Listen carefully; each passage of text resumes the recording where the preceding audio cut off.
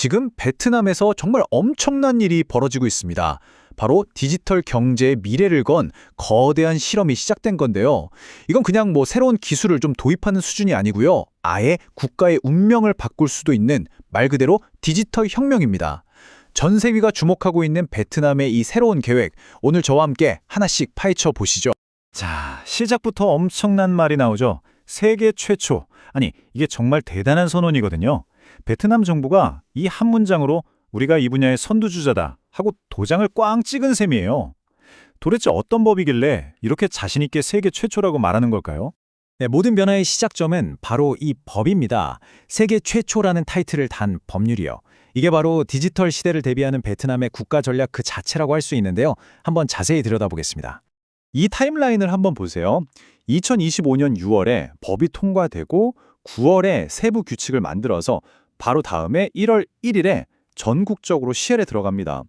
법안 통과에서 시행까지 계산해 보면 이게 다 합쳐서 6개월 조금 넘는 시간 안에 끝난다는 거예요. 와, 이건 정말 정광석화라는 말이 딱 맞죠? 베트남 정부가 이 문제를 얼마나 중요하고 또 시급하게 생각하는지 바로 알 수 있는 대목입니다. 그럼 이 법으로 뭘 하려는 걸까요? 목표가 정말 거창합니다. 단순히 디지털 전환을 촉진한다? 이 수준이 아니에요. 아예 베트남 경제의 체질, 그러니까 DNA 자체를 바꾸겠다는 겁니다.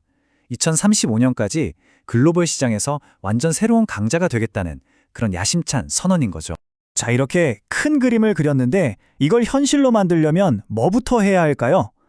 가장 시급한 문제가 있었습니다. 바로 그동안 완전히 무법지대나 다름없었던 디지털 서부 시대, 즉 암호화폐 시장의 질서를 잡는 거였죠. 2,200억 달러. 이게 베트남의 연간 암호화폐 거래액입니다. 우리 돈으로 환산하면 무려 300조 원에 가까운 돈이에요. 상상이 되시나요? 정부가 손도 못 대는 사이에 시장이 이렇게나 커져버린 겁니다. 이게 바로 베트남이 마주한 디지털 서부의 어마어마한 규모인 거죠. 근데 규모보다 더 놀라운 게 있어요. 바로 성장 속도입니다. 단 1년 만에 시장이 55%나 커졌어요. 이건 그냥 성장하는 수준이 아니라 말 그대로 폭발하고 있는 거죠. 정부 입장에선 정말 발등에 불이 떨어진 겁니다. 더 이상은 그냥 보고만 있을 수가 없는 상황이 된 거죠.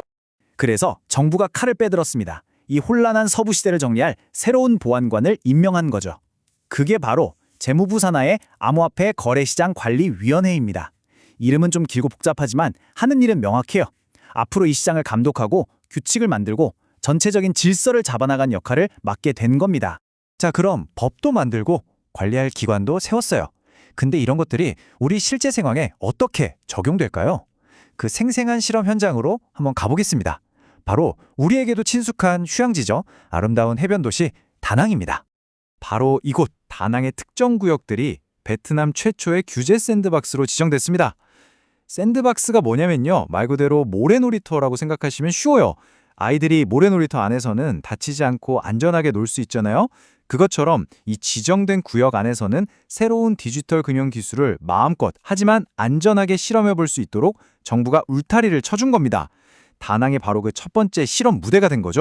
그럼 이 샌드박스 안에서 실제로 뭘 할 수 있느냐? 예를 들어 암호화폐로 점심을 사 먹는다고 생각해 보세요. 방법은 진짜 간단합니다. 먼저 허가받은 구역 안에 있어야겠죠. 그리고 스마트폰 앱 지갑에 달러랑 가치가 연동된 스테이블 코인을 넣어두는 거예요. 그런 다음에 식당 가서 그냥 QR코드로 찍고 결제하면 끝입니다. 그럼 가게 주인은 바로 베트남 돈, 동으로 돈을 받게 되는 거죠. 어때요? 정말 쉽고 간편하죠? 물론 모래놀이터라고 해서 아무렇게나 막 하는 건 아닙니다. 당연히 안전규칙이 있죠. 보시면 하루에 500달러 미만 혹은 5번까지는 비교적 자유롭게 거래할 수 있어요. 하지만 금액이 좀 커지면 반드시 본인 인증, 그러니까 이 KYC를 거치도록 했습니다. 그러니까 작은 혁신은 자유롭게 하되 혹시 모를 사고는 막겠다. 혁신과 안정, 두 마리 토끼를 다 잡으려는 거죠. 자, 지금까지 다낭의 작은 실험을 들여다봤는데요. 이제 다시 시야를 확 넓혀서 베트남의 이런 큰 그림이 과연 전 세계적으로는 어떤 의미를 갖는지 한번 짚어보겠습니다. 결국 베트남의 전략을 요약하면 딱 이 세 가지 기둥으로 정리할 수 있습니다. 첫째, 법률, 세계 최초로 튼튼한 법적 기반을 만들었죠. 둘째, 규제기관, 시장을 관리 감독할 전담팀을 꾸렸고요. 마지막으로 샌드박스, 현실에서 안전하게 테스트해볼 실험실까지 마련한 겁니다. 이 세 가지가 맞물리면서 아주 체계적인 전략이 완성된 거죠. 자, 그럼 이 실험 결과는 어떨까요? 아직 초기지만 반응이 꽤 좋습니다. 이 그래프를 보시면 초기 사용자 중에 현지인이 70%, 그리고 외국인이나 관광객이 30%를 차지해요. 전체 6,000명 중에 30%면 적은 숫자가 아니죠. 이게 뭘 의미하냐면 베트남의 이 실험이 단순히 내수용이 아니라 벌써부터 국경을 넘어 외국인들에게까지 관심을 받고 있다는 명백한 증거입니다. 그래서 어떻게 바뀌었느냐? 한마디로 이겁니다. 예전에는 그야말로 규제도 없는 디지털 서부 시대였죠. 사용자들은 위험에 그대로 노출됐고요. 하지만 이젠 어떻습니까? 포괄적인 법이 생겼고 투자자 보호가 최우선이 됐습니다. 그리고 샌드박스를 통해서 통제된 환경에서 혁신을 시도하고 있죠. 혼란에서 질서로, 불확실성에서 안정적인 혁신으로 나아가고 있는 겁니다. 법을 만들고 감독 기관을 세우고 실제 현장에서 실험까지 이 모든 걸 한 번에 진행하는 베트남의 이 대담한 움직임.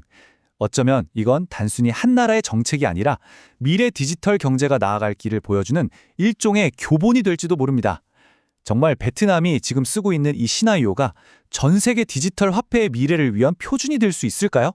여러분의 생각은 어떠신가요?